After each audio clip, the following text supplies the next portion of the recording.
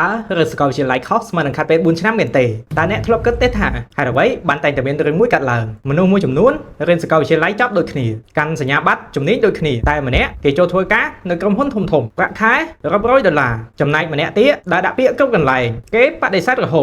តដល់ថ្នាក់គិតថាសញ្ញាបត្រដែលខំរៀន4ឆ្នាំហ្នឹងវាគ្មានតម្លៃការពិតជាក់ស្ដែងដែលយើងត្រូវហ៊ានទទួលស្គាល់នោះគឺសកលវិទ្យាល័យមិនមែនជាកន្លែងលក់ការងារឲ្យយើងទេតែវាជាកន្លែងលក់ឱកាសយុវជនចំនួនក្រោយភាគច្រើនរើសសាលាតាមការបិទភ្នែកស្រមៃតាមមិត្តភ័ក្តិឬតាមតែឈ្មោះល្បីរបស់សាលាតែចុងក្រោយបែរជាមកអង្គុយស្ដាយក្រោយព្រោះរៀនបានតែទ្រឹស្ដីចាស់ៗនៅលើក្រដាសដល់ពេលចេញធ្វើការជាក់ស្ដែងធ្វើអីក៏មិនកើតប្រើការអីក៏មិនបានបើអ្នកកំពុងស្ថិតនៅក្នុងស្ថានភាពបែបហ្នឹងឬកំពុងត្រៀមរើសសាលាស្ដាប់ខ្ញុំឲ្យច្បាស់ដើម្បីកុំឲ្យសញ្ញាបត្ររបស់អ្នកគ្រាន់តែជាក្រដាសអនុស្សាវរីយ៍ព្យួរលើជញ្ជាំងពេលរើសសាលាត្រូវមើលរឿង3យ៉ាងនេះទី1មើលកម្មវិធីសិក្សាតើសាលាហ្នឹងគេបង្រៀនអ្វីដែលទីផ្សារបច្ចុប្បន្នកំពុងត្រូវការឬក៏បង្រៀនតែទ្រឹស្ដីកាលពីជាង10ឆ្នាំមុនទី2មើលឱកាសអនុវត្តតើសាលាហ្នឹងមានចុះកម្មសិក្សាអត់ឬមានទំនាក់ទំនងជាមួយក្រុមហ៊ុនខាងក្រៅដើម្បីឲ្យយើងចុះធ្វើការផ្ទាល់អត់ទី3និងសំខាន់បំផុតគឺខ្លួនឯងកុំរងចាំរៀនតែនៅក្នុងថ្នាក់បើចង់ឲ្យសញ្ញាបត្រប្រើការបានយើងត្រូវចេះយកទ្រឹស្ដីដែលកំពុងរៀនទៅអនុវត្តផ្ទាល់នៅក្នុងជីវិតជាក់ស្ដែងតាមរយៈការធ្វើការហាត់ការ